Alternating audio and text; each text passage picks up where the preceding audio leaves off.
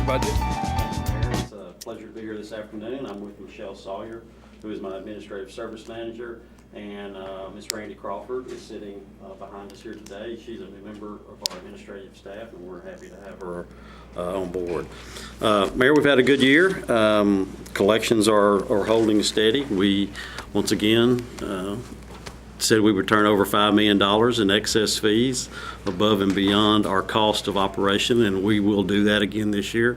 We're happy to do that, and it makes Mr. Reebland happy. So That's important. Then. That's very important, very important. So we're happy. Should make me happy. I understand. But, then again, 7 would make me happier. I'm too, gonna so probably 5 is what you committed to. Probably going to Appreciate discuss that with you here in just a minute, and. So we're happy to do that. I also want to take this opportunity to thank our employees. We have 4 divisions in the clerk's office. All of our employees are hardworking, courteous, efficient, and they do a good job, and they're having to take on more on a daily basis to accomplish what we need to get done in the clerk's office daily. So I want to take the opportunity to thank them.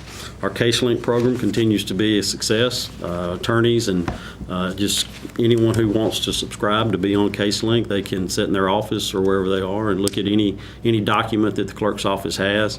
It saves them money, saves time from having to come back and forth to the courthouse to view documents, and every document we have now is scanned and on the internet. We did begin last year to use a collection agency for our old traffic tickets that are in the Warren office that we had just exhausted all efforts to collect. So far, we started that in June. So far this year, they've given us back $52,000, which is good. That's in fines and court costs. So we're hoping as time goes on that will grow, and we'll be able to get them more and more business after we've done all we can to collect those dollars. Circuit Court Clerk's Office also, through the Pro Se Advisory Committee, has made it much easier for an individual who has a simple divorce or an agreed divorce to come into the office, and we have the paperwork now.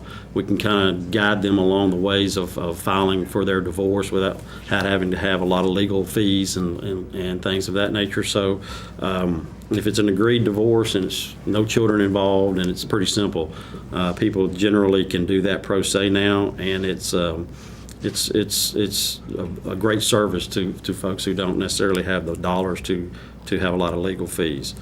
We're hoping to this year, or within the next year or two at least, to have start conducting our mental health dockets via the where we can actually do them where we're here, cameras are there, we can video conference them, and that will eliminate us having to send clerks to the mental health institutes, which will in turn make us be able to turn in another Metro vehicle. So we're hoping to have that done. We're working with General Sessions judges now to accomplish that, and hopefully we'll be able to do that by video conference within the next year. As far as revenues, there is a proposed legislation that would take workers' compensation cases out of the court system. If that happens next year, we're going to lose roughly $650,000 in filing fee revenue from workers' comp cases. That's going to make a tremendous impact in how we do business and the monies that we will be able to turn over in excess fees each year.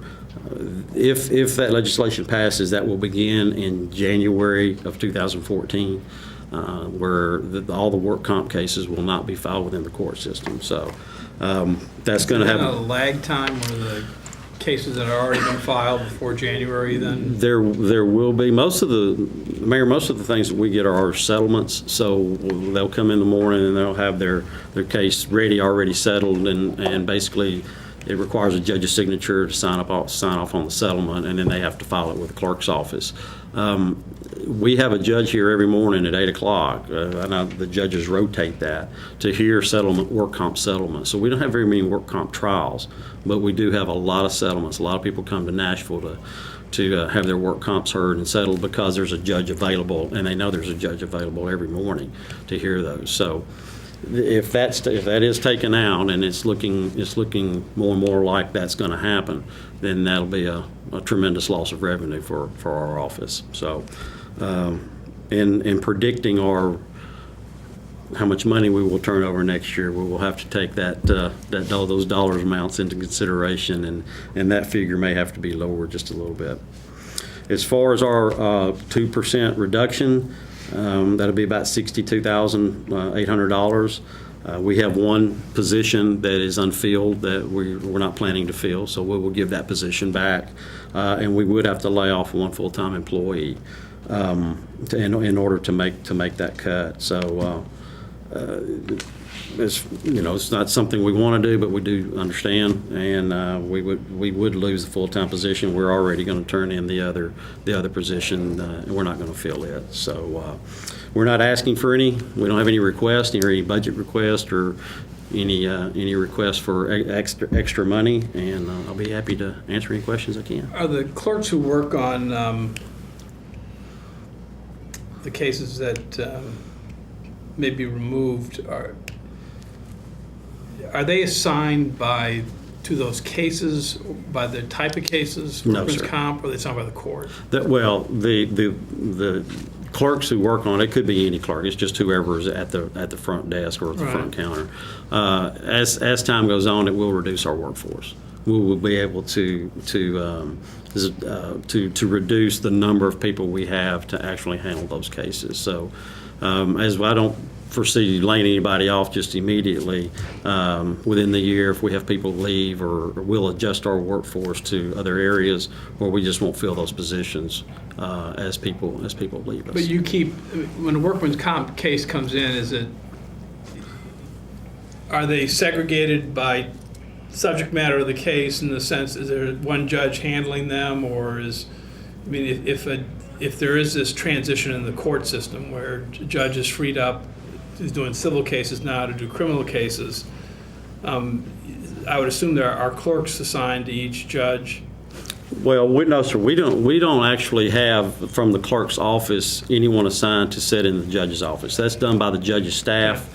The judge's staff handles all the paperwork and everything that they need to do from within the judge's staff, and then they bring So it it to wouldn't us. be a clerk in the courtroom? No, sir. No, sir. We don't have clerks in any of the civil courtrooms.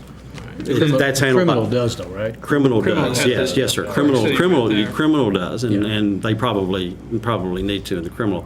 But in our particular situation, it's usually just one file, unless it's a domestic case, and their staff, the judge's staff, generally handles all the paperwork within the courtroom, and then they bring it to us, or we retrieve it and take care of what we need to Okay. after court. All right, that's all I have. Rich? I've got nothing. Appreciate the revenue as always. Yes, sir.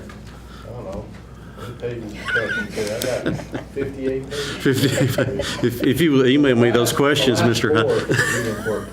Oh, okay. Yeah, if you'll email those to us, we'll be happy Greg, to there's a separate answer file. them. You didn't get the separate attachment for the juvenile court clerk? There's a whole separate, But he has a lot more issues than we do, and he's working through them. He's working through them. I think you're great. You do a great and then there's the work issues. That's right. Well, That's thank right. you for all you do, and thank you for exceeding your revenue projections each and every year. We're going to continue to try to do that. Good. Thank you, sir. Thank you. Rooker.